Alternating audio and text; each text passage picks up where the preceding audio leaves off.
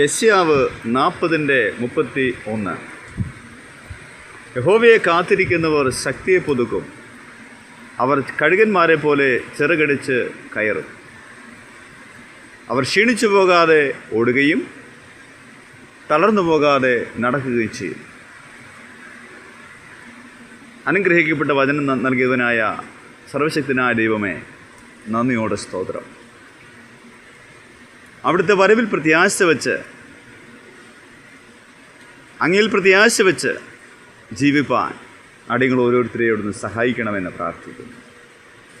കഴുകന്മാരെ പോലെ അടിയങ്ങൾ ചെറുകടിച്ച് കയറുന്നവരായി തീരുവാൻ, അടിയങ്ങൾ ജീവിത മേഖലകളിലും അങ്ങയുടെ വരവെങ്കിലും കഴുകന്മാരെ പോലെ ചെറുകടിച്ച് കയറുന്നവരായി തീരുവാൻ അടിയങ്ങളെ സഹായിക്കണമെന്ന് പ്രാർത്ഥിക്കുന്നു.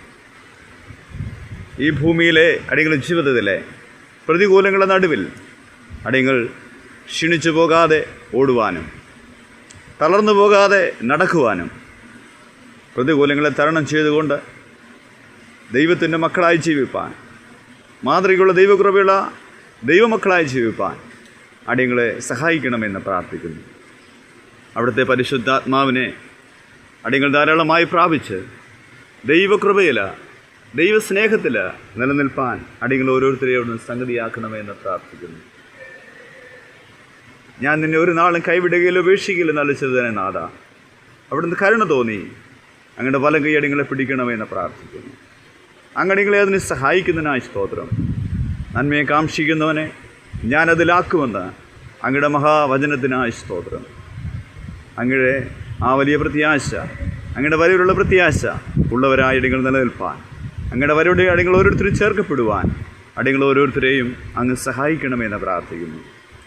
അവങ്കിലേക്ക് നോക്കുക പ്രകാശത്തിനായി അവരുടെ മുഖമോ ലജ്ജിച്ചു പോയതില്ല.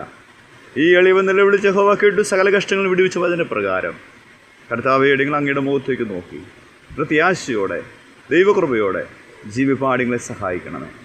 അങ്ങടികളെ അതിനെ സഹായിക്കുന്നതിനായി സ്തോത്രം. പ്രാർത്ഥനയും യാചനയും കേട്ടതിനായി സ്തോത്രം. യേശു ക്രിസ്തുവിൻ്റെ നാമത്തിൽ തന്നെ. ആമേൻ, ആമേൻ, ആമേൻ.